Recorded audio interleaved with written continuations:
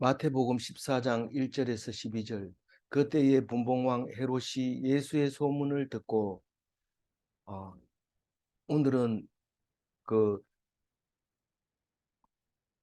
세례 요한의 그 목숨이 쟁반에 담겨가지고 어린 아이에 의해서 확인되는 모습을 보고 있습니다. 어, 우리는 천국의 가치에 대해서 예수님이 가르쳐 주시고, 그리고 고향에서 배척을 당하시고, 이런 모든 것들이 다 하나님께서 계획하시고 어, 음, 그 했던 대로, 말씀이 응한 대로 그렇게 되어졌다는 것을 알게 될 때, 오늘 세례 요한의 목이 이렇게 된 것도 하나님께서 어, 사용하시고 계획하셨던 것이라고 생각을 합니다. 그래서 우리는 어떤 일을 당하더라도 슬퍼하거나 어, 잘못 생각을 하거나 그렇게 해서는 안 됩니다. 오직 이 헤롯 세례 요한은 목이 쟁반에 당겨서 가게 된 것은 이 자기 십자가를 지고 자기가 예수님처럼 간 것이라고 우리는 생각을 해야 되고, 우리 또한 그렇게 믿고 예수님처럼 자기 십자가를 지고 가야 될 것입니다. 오늘 그때에라고 하는 것은 어제 말씀한 대로 천국을 가르치고 고향에서 배척당할 그때에 분봉왕 헤롯이 예수의 소문을 듣고, 이 헤롯은, 여기서 헤롯은 우리가 공부를 잘 해야 되는데, 이 헤롯 대왕이 예수님이 태어났을 때 싹 죽이라 이렇게 했던 헤롯 대왕이, 예, 그, 그 헤롯 시대에 사실 그 앞에 아버지 때부터 헤롯이었고, 그 예수님 태어났을 때 죽인 왕은 헤롯 대왕이라고 부르는 그 왕이었는데, 그 그분이 죽고 나서 밑에서 자식들이, 지금 그 아내가 5명이 있었어요. 그 대왕의 아들이. 그 대왕의 아들이 5명이 있었는데, 아, 저, 저, 마, 아, 아내가 5명이 있었는데, 자식은, 6명이네요. 자식은 밑에 표를 보면 알 수 있는데, 자식은 6명이 있는데, 어, 이제 그 죽고 나자마자 그, 음, 그 나라를 다스리는 것이 5명, 4명이라고도 하고, 4명이서 이제 그 나라를 다스리게 됩니다. 그 분리해서. 그래서 분봉왕이라고 이름을 붙이는데, 여기서도 왕 헤롯이라고 말했는데, 이 헤롯 이름은 안디바라고, 그냥 헤롯 안디바 혹은 안디바 혹은 헤롯, 이렇게 3가지 이름을 부르는데, 다른 사람은 헤롯이라는 이름을 안 부릅니다. 그런데 헤롯 안디바만 이제 어, 그 헤롯이라고 부를 때가 많습니다. 그래서 그 헤롯 안디바는 그, 그 밑에 표를 보면 안티파트로스라고 적어놨는데, 이 그리스 말로는 그런 게 되는 말이죠. 그래서 그 이 사람이 세례 요한을 죽였는데, 그, 그 사람이 세례 요한을 죽여놓고 마음이 늘 찜찜했는데, 예수의 소문을 듣고 어떻게 합니까? 2절 읽어볼까요?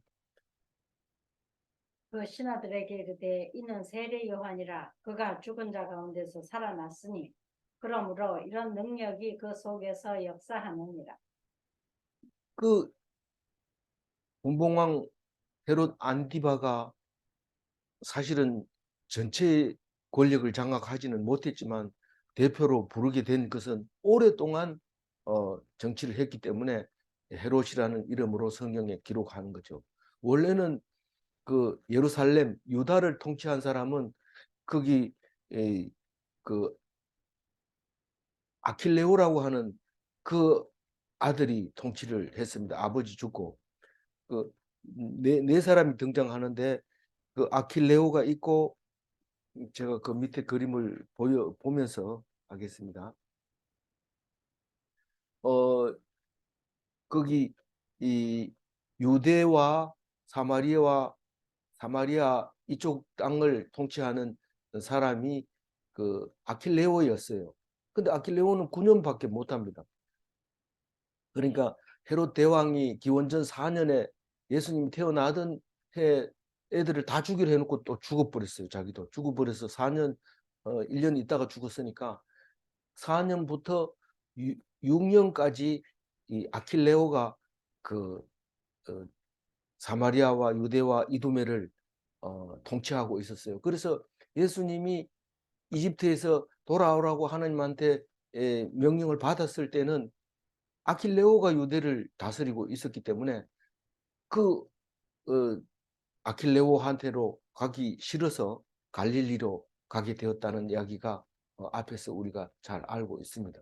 근데 그 갈릴리는 안디바가 어, 안티파스가 어, 안티파트로스가 이렇게 여러 가지 이름을 부르는데 그 사람이 통치를 하고 있었는데 그 사람은 또 이쪽에 베레아라고 하는 그 요단 동편도 그 사람이 통치를 하고 있었죠.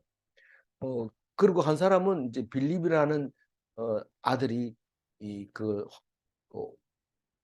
바산 바산 거기 골란 고원 쪽에 이제 통치를 하고 있었던 거죠. 그리고 여기 성경에는 안 나오지만 그 헤롯 대왕의 여동생이 살로메가 야복강 부근에 요단 서안에 다스리고 있었어요. 이 그림에는 안 나옵니다. 그래서 네 사람이 통치를 하고 있었던 거죠. 그래서 그걸 다 분봉왕이라고 불렀던 겁니다. 그런데 이 안디바를 헤롯이라고 부를 수 있었던 것은 갈릴리 지역에서 통치를 했을 뿐만 아니라 오랫동안 하였기 때문에 그렇게 부를 수 있었던 거고, 여기 사마리아 유대 이두메를 다스리던 그 아킬레오는 9년 만에 죽어버리면 유배되는 바람에 어 이제 로마가 직접 통치를 하게 됩니다. 그래서 어 이제 그 총독들이 오게 되는데, 다른 총독들 이름들도 많이 나오지만 예수님 음, 당시에는 빌라 저기 본디오 빌라도가 통치를 하고 있었던 거죠. 굉장히 복잡하고 어렵습니다. 왜냐하면 시간이 여러 가지로 나누어야 되고, 또 땅도 여러 가지로 나누어야 되고, 또 특히 이 오른쪽에 있는 관계, 이 배다른 형제들, 또 조카들, 또 정손들, 이런 사람들하고 얽혀 있고, 또 부인도 전부 그 헤롯의 음, 손녀들이지만은 서로 또 결혼을 해야 되는 그런 문제들이 있었습니다. 근데 오늘 세례 요한을 죽인 사람은 거기 적혀 있어요. 세례 요한을 죽인 사람이 헤롯 안티파트로스라고 적혀 있고, 그 어머니는 말다스라고 하는데, 그, 어, 그, 그, 거기고, 요셉이 예수님을 데리고 귀환할 때는 아킬레오가 유다 왕이었다고 표시를 해놓고, 그 위에 그렇게 적혀 있어요. 그래서 여기에 빠진 것도 많이 있지만은 가장 중요한 건 요 정도로 가지고 있어야 다른 성경을 읽을 때 흔들리지 않기 때문에 요 표는 좀 가지고 있는 게 나중에 이 헤롯이 누구냐 이렇게 말할 때 알아야 됩니다. 지금 여기서 보면 헤롯 대왕이 나왔죠. 헤롯 아킬레오, 헤롯 안티파스, 이 뒤에 가면 헤롯 아그리빠까지 이 아그리빠 1세, 2세가 있는데 1세는 야고보를 죽인 거고 2세는 거의 마지막, 그러니까 이 아그리빠가 이제 헤롯 대왕의 그 왕족이 이제 끝나는 마지막 왕인 것 같아요. 아그리파 2세가. 그럴 때까지니까 한 100년쯤 되는 거죠. AD 100년까지 의 역사를 이 그림 속에서 사람을 다 찾아서 끼워 넣어야 되고, 거기 하늘색으로 되어 있는 네모 칸에 있는 것은 이 딸이 그 사촌이나 숙부나 뭐 이런 사람들하고 결혼하는 관계를 얘기했는데, 1번은 먼저 결혼한 사람, 2번은 나중 결혼한 사람. 그래 두 번씩 다 결혼하는데 오늘 이야기의 주인공 살로메도 두 번을 결혼합니다. 어, 그 분봉왕 빌립 2세하고 살다가 또 어, 다른 사람하고 결혼하게 되고 어, 그러게요. 헤로디아도 이제 헤로디아가 이제 두 번째 남편 때문에 그만 이제 헤로디아가 미워가지고 음, 세례 요한을 죽이게 되는데 첫째 남편은 빌립이 빌립이 두 번 두 사람이 나온다고 성경에 나오는데 한 사람은 정치를 못한 빌립이 있었고 한 사람은 그 위에 빌립 영지라 해가지고 이두레하고 빌립 가이사라 빌립보하고 그 네 명 중에 한 명이 있는 그 빌립의 업은 오늘 이야기에는 안 나오죠. 근데 그 정치를 안 하고 있던 빌립이 있었는데 그 헤로디아가 그 조카죠. 아내가 조카가 생각해 보니까 빌립은 정치를 못 하고 있었고 첫째 남편은 그, 그 첫째 남편이 빌립인데 이 빌립이 정치를 못 하고 있었고 지금 음, 이야기의 주인공 안티바는 그래도 갈릴리의 왕이 되어 있었는데 헤로디아 입장에서 보면 그 자기 오빠 아그리파 1세가 정치를 하고 있었던 거죠. 그러니까 야고보를 죽일 요한의 형제 야고보를 죽일 그만큼 거기 이제 유대를 차지하고 있었는데 헤로디아 여동생이 정치적으로 야망이 있었던 거죠. 이 오빠는 오빠인지 남동생인지 모르지만 좀 자기가 볼 때는 찌질한데 나라를 다스리고 유대 땅을 다스리고 있고 자기 남편은 아무것도 안 하고 있으니까 갈릴리의 그, 그 여, 갈릴리의 안티바는 사실 이게 나바티안 왕국의 여자를 얻어가지고 정략 결혼을 하고 있는 상태에서 헤로디아하고 눈이 맞아버린 거죠.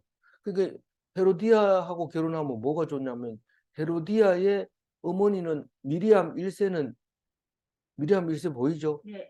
그 미리암 1세 그러니까 그 헤롯 대왕의 아내는 그 유대 갈릴리 그, 그 제사장의 딸이었기 때문에 이 유대의 아카리온. 외손녀죠. 유대의 외손녀가 헤로디아인데 이 헤로디아는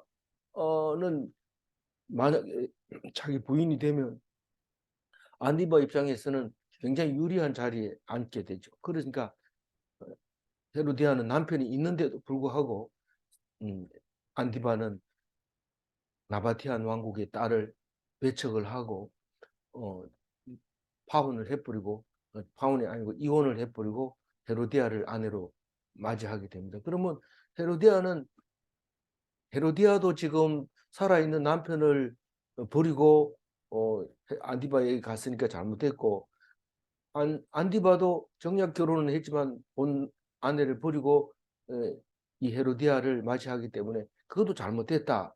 이제 그렇게 이제 요한이 하는 말 때문에 그렇게 음, 미워가지고 헤로디아가 안디바는 죽이고 싶지만은 마음만 그랬고 헤로디아는 어, 직접 아주 독합니다. 그러니까 살아있는 남편을 버리고 가는 것도 그렇고 그래서 나바티안 왕국이 그 자기 딸을 정략 결혼을 시켰는데 그게 쫓겨났으니까 화가 나잖아요. 그래서 전쟁이 일으켜서 그 온 데가 다 이제 전쟁터가 되니까 요한이 그냥 가만히 있을 리가 없죠. 한마디 했는 건데 결국 그 일로 이제 죽게 되는 거죠. 그 이제 음, 그런 이야기로 그림을 그릴 수가 그려볼 수 있는데 그래서 오늘 세례 요한은 사람을 죽이고 요한을 죽이고 난 다음에 예수님이 다니면서 기적을 막 일으키는 거예요. 그러니까 이게 세례 요한이 다시 살아났다고 생각을 했는데 그때 당시에는 죽은 자가 살아났다 이렇게 말하는 것은 많이 있었던 거죠. 그러니까 예수님이 오실 때 그것을 믿을 수밖에 없었던 것은 음 그 죽은 자 가운데서 다시 살아난다는 예언들이 돌아다녔던 거죠. 그래서 세례 요한이 이 살아난 게 아니냐 그렇게 말할 수 있었던 거죠. 어 그 여기서 참고로 그 헤롯 안디바에 대해서 다시 한번 얘기하면 헤롯 땅 이렇게 할 때 이 헤롯을 안디바를 말하고 있는 겁니다. 아킬레오의 동생이면서 어 헤롯 땅이라고 말하는 이 사람을 말하고 있는데 이 사람은 정치를 오래 했어요. 아버지 죽고 난 다음에 AD 39 년까지 오랫동안 갈릴리 이 지역을 통치를 하고 있었기 때문에 어 그 그 사람들을 왜 추종을 했을까요? 그런데 사실은 헤롯이 유대인도 아닌데 따라갔나요? 그러면 그 그런 의미가 있었던 것 같아요. 정치적으로 어 그 '다른 것보다는 그 헤롯이 낫다.' 이렇게 해서 추종했던 미리암네 딸하고도. 그런 의미도 있고 이래서 추종했던 것 같아요. 그 그것은 아주 바리새인들이 싫어하는 그게 헤롯 당이었던 거죠. 3절 읽어 볼까요? 전에 헤롯이 그 동생 빌립의 아내 헤로디아의 일로 요한을 잡아 결박하여 옥에 가두었으니 이게 사람을 죽이지는 못하고 그냥 옥에다 가뒀어요. 네가 왜 예, 사람들을 선동하고 악한 말을 하느냐? 이러면서 그 사람을 잡아 넣었는데 그게 악한 거죠, 오히려. 그래서 악한 일을 하고 나서 걱정이 되는 거죠. 4절 읽어볼까요? 이는 요한이 헤롯에게 말하되 당신이 그 여자를 차지한 것이 옳지 않다 하였어.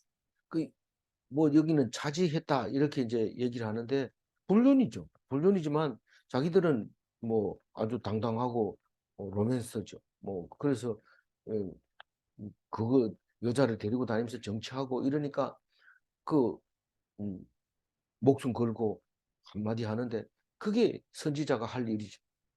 그냥 뭐 한마디만 했겠어요. 여러 마디 했겠죠. 그래 사람들이 듣고 어 요한을 옥에 가두게 되고 죽이지는 못하고 가둬놓고 있는데 그때 막 하도 답답해 가지고 이 세례 요한이 예수님한테 당신이 우리가 기다리는 그 사람이 맞습니까?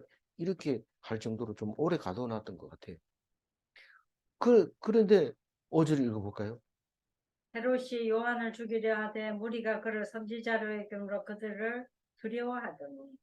그 헤롯은 마음대로 못 죽입니다. 정치를 눈치를 봐야 되니까 왕은 뭐 마음대로 할 수 있는 것 같지만 음, 그렇지 못합니다.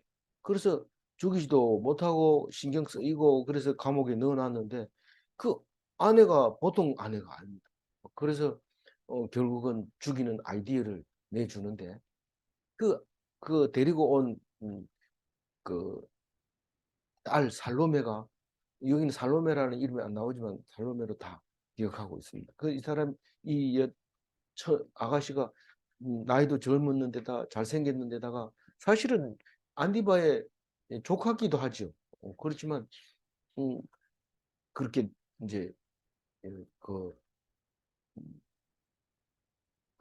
딸이 춤을 추니까 너무 이뻐가지고 저기 내가 다스리는 땅을 반이라도 주겠다. 자기 땅이 다스리는 게 땅이 두 군데잖아요. 그러니까 한 군데를 줄 정도로 너무 좋았던 거죠. 뭐 주석이 보면 이때 당시에 왕이 생일이라고 생일 잔치를 벌이는 건 쉽지 않다 이렇게 얘기를 해놨더라고요. 근데 무슨 뜻인지 모르지만 많은 사람을 불러놓고 자기가 이제 과시를 하고 있는 이때 잘 추니까 야, 니 뭐 해줄까? 이러고 사람들 앞에서 과시를 하다가 그만 말이 제가 볼 때는 헛나온 것 같아요. 나라의 절반이라도 주겠다. 그렇게 여기는 절반이라는 말이 없지만 다른 성경은 그렇게 말. 그러니까 이 어린 딸이 뭐 예부금면 했지 뭘 압니까? 그래서 그냥 이 좋은 기회를 놓칠 수는 없고 엄마한테 물어보니까 그렇게 세례 요한의 머리를 갖다 달라. 그렇게 얘기를 해라. 지금 6절 읽었죠? 7절 읽어주세요. 헤롯이 맹세로 그에게 무엇이든지 달라는 대로 주겠다고 약속하고 8절 읽어보면 그가 제 어머니의 시킴을 듣고 이르되 세례 요한의 머리를 소반에 얹어 여기서 내게 주소서 하니 그러니까 세례 요한 안 그래도 자꾸 지금 뭐 저기 뭡니까 그 저 가짜 뉴스 이게 요새만 자꾸 이렇게 판치는 것 같아서 자꾸 불안하고 가짜나 진짜나 이러지만 옛날도 마찬가지였던 거죠. 그러니까 소문을 듣고 불안해서 못 사는 거예요. 그래서 열 사람 보는 앞에서 목을 딱 잘라 가지고 와라. 세례 요한은 머리 딱 보면 압니다. 머리 안 감고 이 털이 덥수름하고 그럼 뭐 그런 그 얼굴을 아니까 여기 잘라 가지고 쟁반에 담아 달라고 이렇게 하니까 헤롯은 그냥 그 말 그대로 정신을 안 차리고 그냥 맹세를 해 버렸기 때문에 그렇게 해 주는 거 들어 줘야 됩니다. 그건 뭐 딱 확실하게 눈에 보는 눈앞에서 얼굴을 마주 볼 수 있도록 소반에 달아서 나한테 달라고 그렇게 얘기해요. 그럼 뭐 그 헤롯 왕 입장에서는 뭐 나라도 절반 날아가는 것도 아니고 뭐 그렇게 그거야 뭐 할 수 있지. 이런데 그래도 고민이 되잖아요. 걱정이 되는데 자기가 여러 사람 앞에서 맹세했는 것을 사람들이 봤으니까 "나는 어쩔 수 없다." 이러면서 어떻게 하지?" 이러면서 "해 줘라." 뭐 이렇게 돼 버린 거죠. 그 뭐 주라고 그냥 억지로 명령한 것처럼 그렇게 해 버린 그래서 하나님이 이걸 보면 악한 일에 쓰임 받는 왕 그걸 볼 수 있어요. 하나님이 역사하신. 근데 다윗 왕은 참 하나님 마음에 합당한 왕이라고 말하고 있잖아요.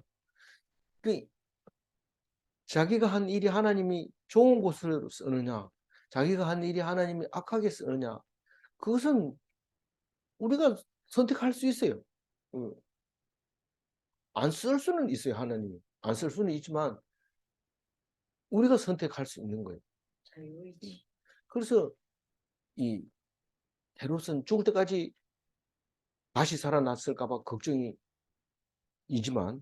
목이 잘린 게 살아나겠느냐 이렇게 생각을 했을 수도 있어요. 10절 읽어봅니다. 사람을 보내어 옥에서 요한의 목을 베어 11절 그 머리를 소반에 얹어서 그 소녀에게 주니 그가 자기 어머니에게로 가져가니 이 목을 주라고 명령하는 그거 뭐 어떻게 하라고 뭐 재판이고 뭐고 체포해 오는 거 뭐 문책하는 거 이런 거 없습니다. 주라 이러면 죽는 목을 잘라다 갖다 줘야 되는데 얼마나 사람들이 음 이때 로마 시대 때는 어떻게 했어요? 손가락을 황제가 이렇게 하면 죽이고 이렇게 하면 살리고 이 엄지손가락 하나에 다 달려 있는데 이 헤롯 왕이 말 한마디 딱 하니까 목이 뱅강 베 가지고 탁 오는 거죠. 이거는 엄청난 그 하나님이 주권 대리 통치권을 줬는데 악하게 사용을 한 거죠. 음 우리가 어 자유를 줍니다. 맨날 안식일 날 교회 주일날 교회 안 나오면 막 뭐라 하던 옛날 어른들은 다 죽고 돌아가시고 없어요. 그래서 요새 나오는 목사님들은 뭐 주일날 교회 안 나와도 괜찮다. 주일날에 그 주인이 예수님이 아닙니까? 우리 다 예수님 닮은 사람인데 자유롭게 하세요. 이러면 그다음부터 교회 안 나옵니다. 이게 뭔 말입니까? 이 자유를 자기의 죄를 가리는 데 쓰는 거죠.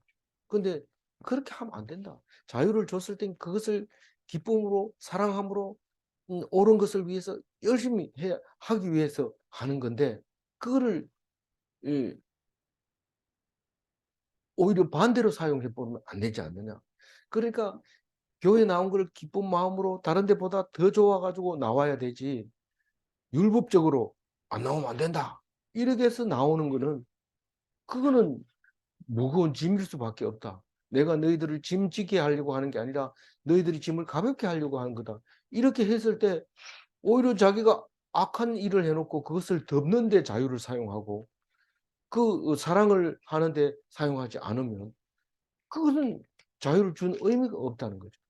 그래서 왕으로서 이렇게 명령을 탁 내릴 때 그 내릴 수도 있고 살릴 수도 있을 때 그거를 어떻게 써야 되느냐 하는 것은 하나님이 우리에게 의지를 준 거죠. 어떻게 쓰느냐 하는 거에 대해서는. 그러니까 그걸 모르고 내 자유지 뭐 내 마음대로 하지 뭐. 본디오 빌라도도 그랬잖아요. 내가 죽이라 하면 죽고 살리라 하면 살리는 거지는 모르냐? 왜 대답을 안 하냐? 이러니까 예수님이 하나님이 하지 않고는 절대로 그렇게 못한다. 그렇게 얘기를 하니까 죽여라. 이렇게 됐죠. 그럼 우리는 예수님처럼 하나님이 아니면은 절대로 못 죽인다. 이렇게 얘기할 때 사람 면전에다 그러면 당연히 죽어요. 죽을 수밖에 없어요. 그러니까 속으로 해야죠. 속으로. 예수님은 겉으로 했는데 그러니까 예수님이고 우리를 위해서 죽은 거고 우리는 그냥 그렇게 예수님처럼 죽겠다 이러고 딱 얘기하는데 죽을 때만 그래가지고 안 돼. 살아 있을 때 예수님처럼 살아야 되고 죽을 때는 오히려 차라리 좀 비굴해야 돼. 뭐 어떤 개그맨이 한 말이 있잖아요. 조금만 비굴 하면은 행복하다. 그 뭐 의분 해가지고 내가 이런 세상에 살기 싫어 이러면서 막 죽어버리면 누구 손해입니까? 자기 죽은 사람만 손해죠. 그러니까 조금만 비굴하면 음, 하나님이 자유를 줄 수 있는데 그 세상 사람을 안 본다는 뜻이지. 그게 뭐 남을 해코지 하는 거 비굴한 게 무슨 해코지 한 겁니까? 물론 뭐 그럴 수도 있죠. 그럴 수도 있지만 어쨌거나 어, 하나님을 바라보라는 거지. 사람을 보고 막 해봐야 뭐 주고받자 뭐 지 손해지. 뭡니까? 그러니까 우리가 교회 다니면서도 뭐 권선징악이나 뭐 이런 것만 차원에 있는 사람이 그럼 뭐 얼마나 의분합니까? 뭐 이런 세상이 아니고 하나님 만나러 가야 되지. 이런 세상에 살려고 교회 가는 거 아니잖아요. 하나님 보고 그렇게 살아야 돼. 많은 사람이 목사 보고 교회 안 나가는데 목사 보고 그동안 교회 나갔다는 얘기입니다. 하나님을 안 봤다는 얘기입니다. 그렇게 하는 것은 하나님 좋아하지 않아요. 그래서 어, 우리가 아무것도 아닌 것 같지만 헤롯도 하나님을 모르니까 이렇게 된 거고 그럼 세례 요한 입장에서는 어떻게 될까요? 10절, 11절 읽어볼까요? 사람이 내 옥에서 요한의 목을 베어 그 머리를 소반에 얹어서 그 소녀에게 주니 그가 자기 어머니에게로 가져가니라. 네, 요한의 제자들이 와서 시체를 가져다가 장사하고 가서 예수께 이 그 사람의 목을 벨 때 베는 사람이 인정머리도 없냐? 그런 거 없습니다. 사람은 그 밑에 왕 밑에서 일하는 사람은 생각을 하면 안 됩니다. 생각을 하면 혼납니다. 이거 무슨 생각을 하냐? 시키는 대로 해라. 그렇게 하기 때문에 그냥 잡아가지고 닦아주고 목을 잘라서 갖다 놓게 되는 거죠. 근데 이 성경에는 안 나오지만 이게 엄청 무겁거든요. 머리 하나가. 굉장히 여러분 소머리 하나 한번 그거는 못 들어본 사람이 있지만 못 듭니다. 혼자서 무거워서. 그래서 어머니에게 이렇게 벌벌 떨면서 갖다 주게 됩니다. 그게 세례 요한의 마지막 모습이죠. 오늘 우리가 이걸 보면서 어떤 사람은 가슴이 철렁 내려앉고 우리가 선지자 일을 하면 존경을 받고 칭찬을 받고 사람들에게 맛있는 거 얻어먹고 뭐 이렇게 그래야 되는 게 선지자 아닙니까? 선지자를 왜 이렇게 대접합니까? 이렇게 할지 모르지만 우리는 선지자는 맞아 죽어야지 그게 선지자고 그게 그래가지고 나중에 인정을 받는 거죠. 살아있을 때는 죽일 놈이죠. 그래서 죽여버립니다. 근데 나중에 보면 그게 선지자죠. 이 세례 요한이 그걸 생각해.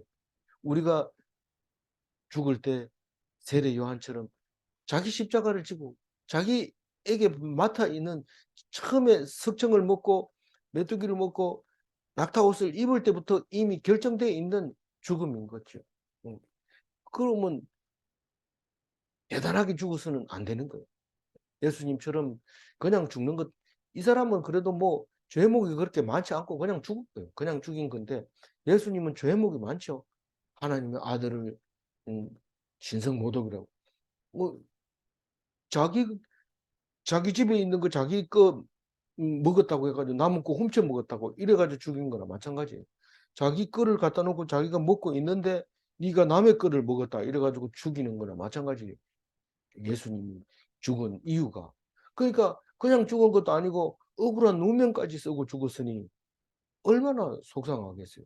세례 요한은 아무것도 아니에요. 이건 뭐 아무것도 아니에요. 그래서 우리는 예수님 앞에서는 말할 수 있는 게 없어요. 그래서 지극히 작더라도 작은 자기가 가진 그 십자가를 지고 자기가 그 길을 가야 됩니다. 우리는 왜 내만 그래? 이런데 내만 그런 게 아니고 하나님이 준 십자가다라 그 말이죠. 그 십자가를 잘 견뎌야 됩니다. 아프면 어떻게 해야 돼요? 아파야 돼요. 죽으면요? 죽어야 돼요. 어, 뭐 하지 말아야 돼요? 남을 저주하고 남을 욕하고 정말 미워하지 않는 마음으로 사랑하고 사랑하고 사랑하면 백만송이의 꽃이 핀다고 그러잖아요. 그거는 노래 가사니까 그렇고 어쨌든 우리는 미워하는 마음 없이 사랑만 주기만 하고 받지 않는다면 백만송이의 꽃이 피어서 별나라로 가는 것처럼 우리는 그 사랑하고 사랑해서 가야 할 천국으로 가야 되는 것이죠. 오늘 11절 읽고 마무리하겠습니다. 그 머리를 소반에 얹어서 그 소녀에게 주니 그가 자기 어머니에게로 가져가니라.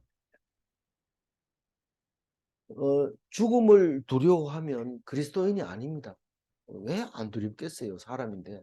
그러나 어, 그리스도인은 죽지 않는 것을 믿기 때문에 죽음을 두려워하지 않습니다.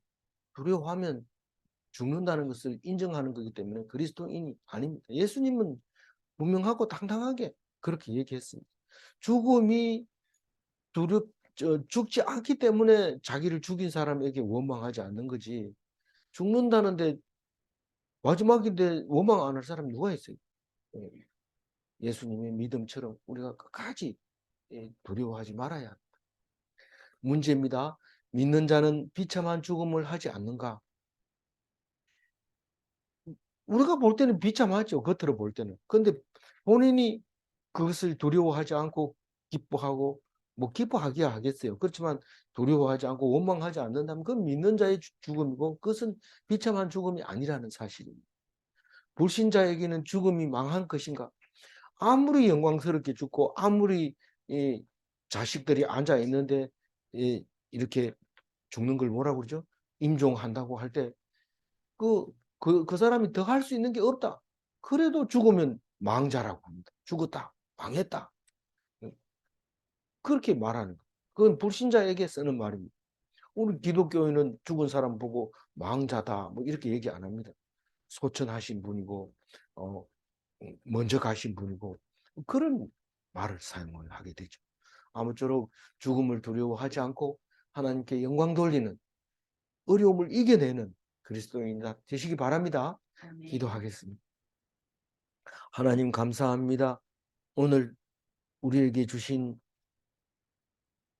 세례 요한의 말씀, 죽음에 대한 말씀을 보면서 우리도 십자가를 지고 비참하게 억울하게 객사하고 맞아 죽고 고독사하기도 하고 그럼에도 불구하고 하나님께서 쓰시기만 하면 훌륭한 그리스도인 하나님의 백성이 된다는 것을 믿게 하여 주시고 또 그것으로 천국에서 해같이 빛나는 그런 믿음이 되게 하여 주시옵소서. 인도하여 주실 줄 믿사옵고 감사하며 우리 주 예수 그리스도 이름으로 기도 올리옵나이다. 아멘.